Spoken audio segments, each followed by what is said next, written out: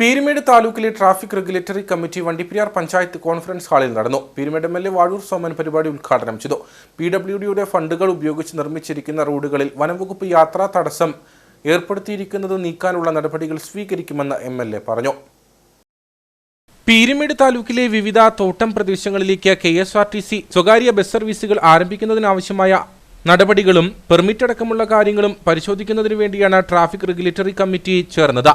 ധർമ്മവേലി, വാളാടി, മേപ്പരട്ട്, ഓടമേട്, ഗ്രാമ്പി തുടങ്ങിയ പ്രദേശത്തേക്ക് ബസ് സർവീസുകൾ നടത്താൻ സാധ്യമാകുമോ എന്നുള്ള ചർച്ച യോഗത്തിൽ നടന്നു. പീരുമേട് എം.എൽ.എ. വാഴൂർ സോമൻ യോഗം ഉദ്ഘാടനം ചെയ്തു. വണ്ടിപ്പെരിയാർ, വള്ളക്കടവ്, ഗവി തുടങ്ങിയ പ്രദേശത്ത് PWDയുടെ ഫണ്ട് ഉപയോഗിച്ചുകൊണ്ടാണ് റോഡ് നിർമ്മാണം നടന്നിരിക്കുന്നത്. ഈ സ്ഥലത്ത് വനംവകുപ്പ് ചെക്ക് പോസ്റ്റുകൾ സ്ഥാപിച്ച് യാത്രാ തടസ്സം ഏർപ്പെടുത്തിയിരിക്കുന്നത് ഒഴിവാക്കുന്നതിനുള്ള നടപടികൾ സ്വീകരിക്കുമെന്ന് എം.എൽ.എ. പറഞ്ഞു. അതിന്റെ അടുത്ത് ചെക്ക് പോസ്റ്റ് ഇടാൻ ഫോറസ്റ്റ് കമ്പനി സാധിക്കും. ഒരു സംശയവും തടസ്സം ഉണ്ടാക്കുന്നത് അത് രസകരമായ കാര്യം. വണ്ടിപ്പെരിയാറിൽ നിന്ന് അങ്ങ് മൊഴിക്കോ പത്തനംതിട്ടയ്ക്കോ പോകാൻ ഇത് വേണം പെർമിറ്റ്. അവിടെ നിങ്ങൾക്ക് വരാൻ പെർമിറ്റ് വേണം. വിവേചനമാണ്, ധിക്കാരമാണ് കാണിക്കുന്നത്.